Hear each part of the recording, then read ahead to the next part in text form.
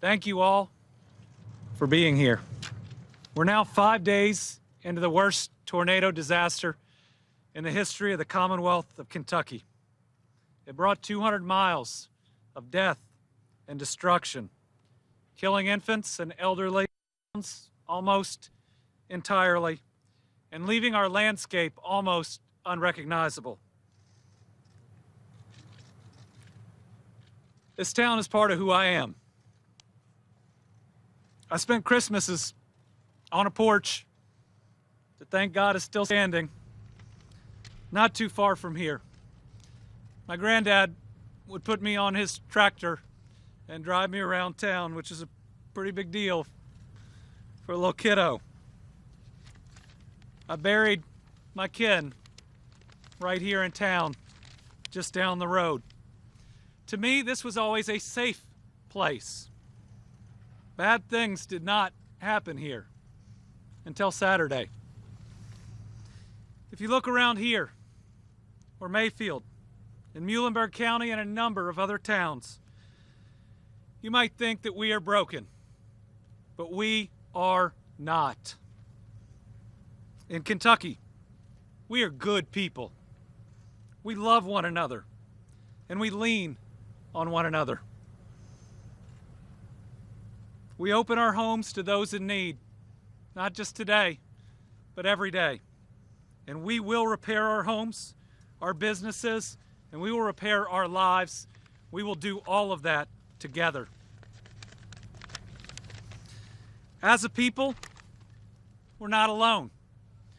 The generosity and outpouring of love, pure, unconditional love, from around this country and around this world has been overwhelming. Millions of dollars and more water, diapers, sweatshirts, household goods than we could ever count have poured in. As a state, we are also not alone. President Biden and the federal government have offered more aid and acted faster than we have ever seen in the history of the United States of America.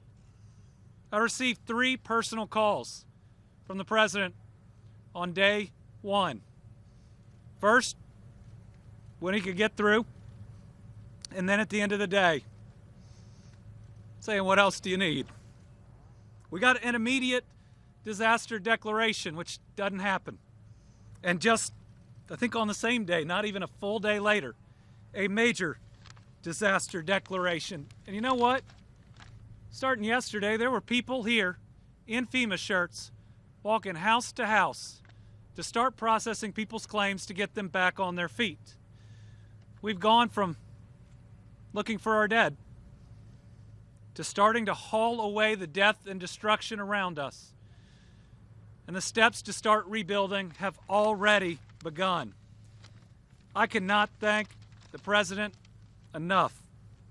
And I know our federal delegation feels the same way.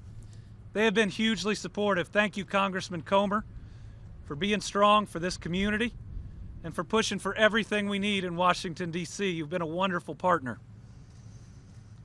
I hope the people of Kentucky know that I care deeply about them, and the president does too.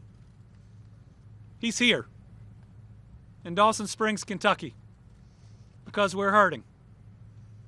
I am so thankful for the full, unwavering support of our federal delegation.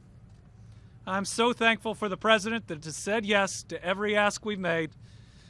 And you know, he's going to have some news about another ask that I made. One that I thought there was no way that we could get a yes to. But it's going to mean the federal government isn't just here, isn't just doing things we've never seen before, but is fully behind every single family that has suffered any loss. On behalf of Brittany and I, to the people of Kentucky, we love you. And I never thought in my life I'd be able to introduce a president, and I wish there were different circumstances, but I'm still very honored to be able to introduce a president in my dad's hometown, President Joe Biden.